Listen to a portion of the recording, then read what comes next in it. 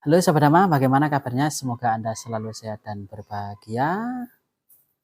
Jumpa lagi dengan channel saya, Sriwiyadi Blitar Channel. Untuk kesempatan kita kali ini, kita akan berbicara tentang Hari Raya Katina.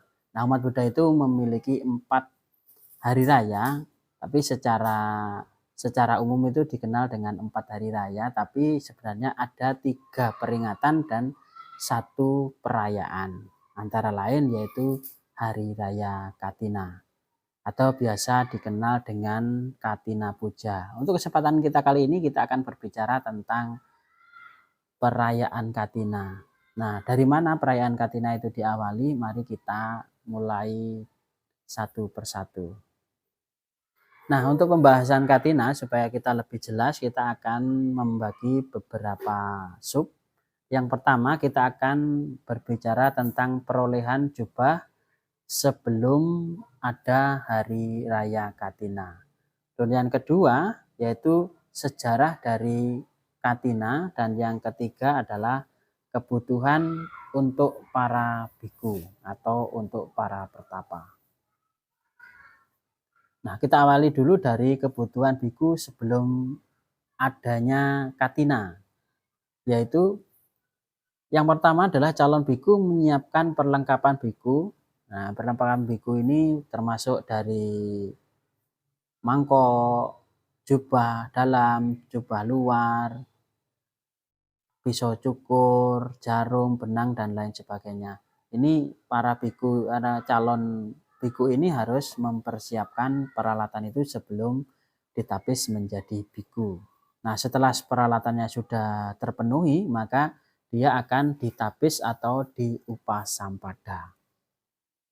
Selanjutnya setelah ditapis atau diupasampada, biku itu menjalani kebikuan di bawah bimbingan guru atau guru pembimbing. Nah, kita lanjutkan ketentuan jubah yang dimiliki oleh biku. Jadi Buddha itu memberikan ketentuan batasan-batasan kebutuhan yang diperbolehkan dimiliki oleh seorang biku. Yang pertama, Buddha menetapkan para biku memiliki 1 setel jubah atau pamsukula jiwara, nah, yaitu kain bekas pembungkus mayat yang disebut dengan pamsukula jiwara. Nah, bisa juga para calon biku ini mendapatkan jubah dari sponsor dalam bentuk kain putih yang akan diolah dijadikan jubah oleh para biku. Nah, bagaimana jika jubah dari para biku ini sudah mulai rusak? Nah, Buddha menetapkan jika jubah para biku ini sudah mulai rusak, boleh para biku ini membuat jubah baru dengan ketentuan seperti yang disampaikan. Nah, akan tetapi kalau jubah para biku itu masih dapat digunakan atau masih robek atau cuman bolong, itu para biku biasanya hanya memotong bagian yang bolong tadi kemudian dijahit dan ditambal. Nah, kita lanjut ke sejarah dari Katina. Ya, sejarahnya berawal dari masa wasa. Nah, jadi sebelum ada masa wasa, maka Hari Raya Katina itu tidak ada. Nah, pada waktu itu Buddha tidak menetapkan masa wasa atau masa menetap di suatu tempat. Nah, adanya kelompok biku yang mengadakan perjalanan tidak mengenal musim. Jadi biku-biku sekelompok biku ini mengadakan perjalanan dari satu tempat ke tempat lain tanpa mengenal musim. Jadi musim panas ya jalan, musim dingin jalan, musim hujan jalan, dari berpindah satu tempat ke tempat lain. Sehingga para perumah tangga ini protes kepada Buddha, mengatakan bahwa mengapa para biku itu atau Sakyaputa, murid-murid Buddha, mengadakan perjalanan pada musim dingin, musim panas, maupun musim hujan, sehingga mereka menginjak tunas-tunas muda, rumput-rumputan, serta merusak kehidupan yang sangat penting dan mengakibatkan binatang-binatang kecil ini banyak yang mati. Akan tetapi pertapa-pertapa lain yang walaupun dalam winaya itu kurang baik, mereka menetap pada saat musim hujan. Bahkan burung nasar pun menetap di suatu tempat ketika musim hujan. Nah, protes ini pun ditanggapi oleh Buddha. Nah, setelah itu Buddha menetapkan yang namanya masa menetap di musim hujan. Selama 3 bulan, seorang biku tidak diperkenankan pindah dari satu tempat ke tempat yang lain demi kebahagiaan dan kesejahteraan semua makhluk. Tidak boleh pindah atau tidak boleh pergi kecuali ada sesuatu hal yang sangat penting. Nah, ketetapan Buddha perihal masa wasa atau masa menetap. Nah, kita bahas yang pertama, selama 3 bulan menetap, selama 3 bulan menetap di suatu tempat. Terus yang kedua, mendalami dhamma dan meditasi. Jadi ini Buddha menetapkan selama 3 bulan para biku ini tidak diperkenankan pindah dari satu tempat ke tempat yang lain.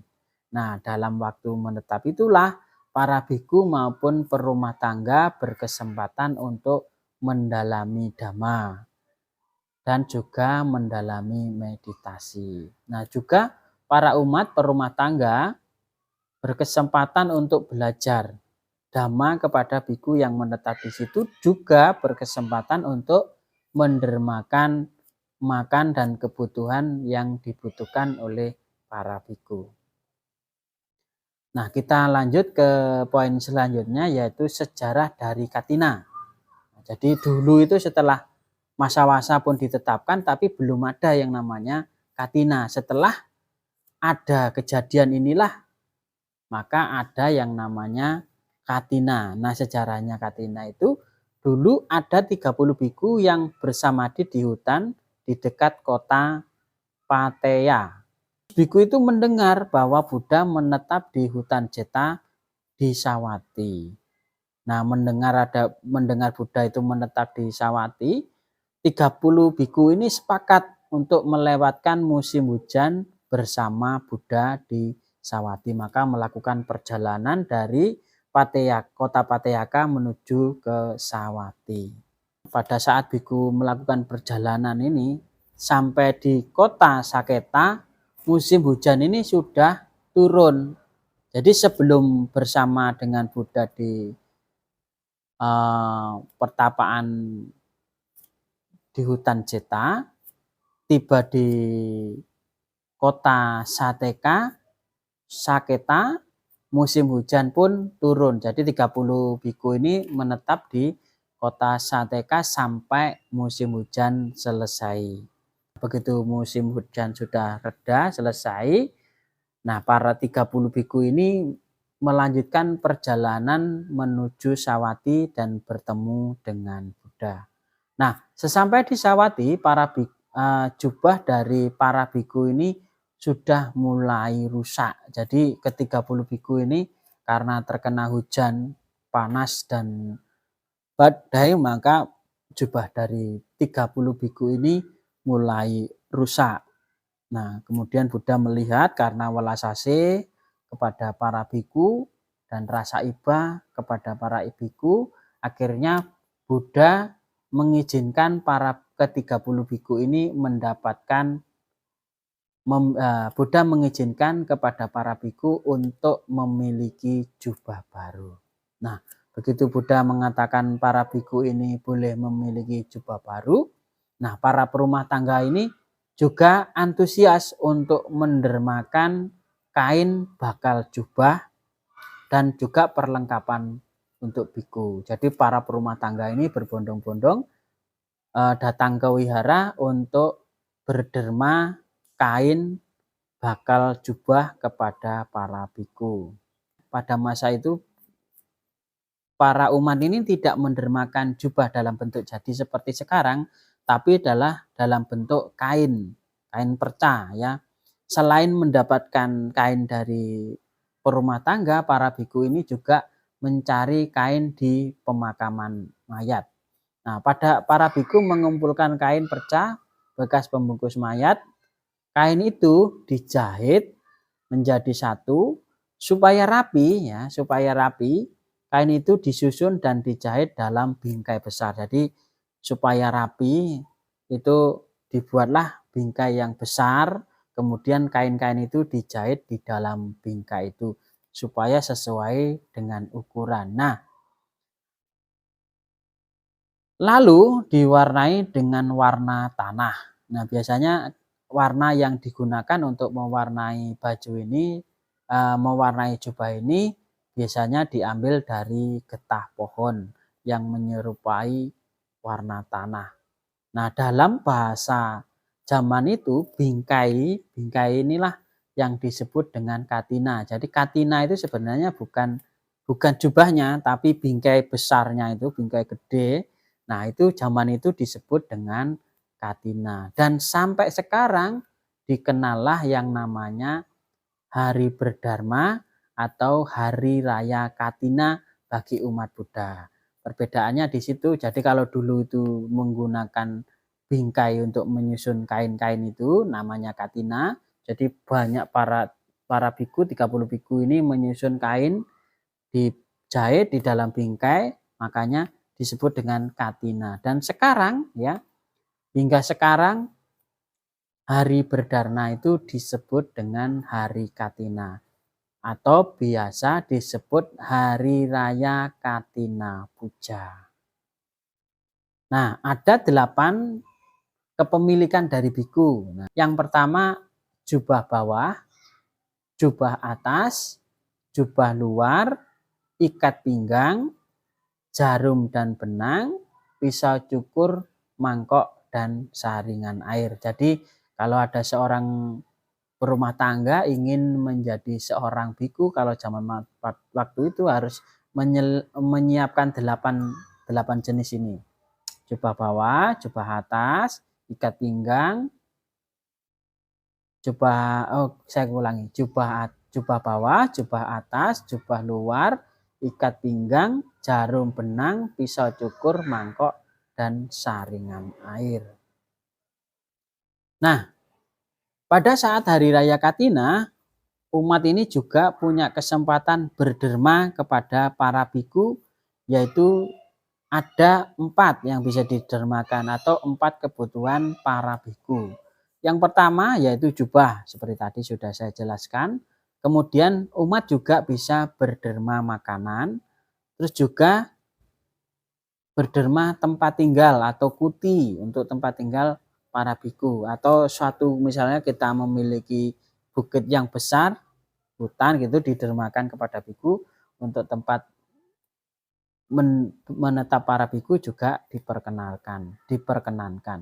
Selanjutnya adalah obat-obatan.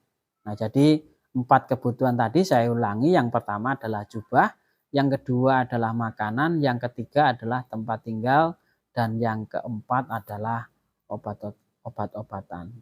Nah, selamat merayakan Hari Raya Katina bagi umat Buddha. Semoga berkah Katina membawa kebahagiaan bagi kita semuanya. Selamat merayakan Hari Katina. Demikian, terima kasih.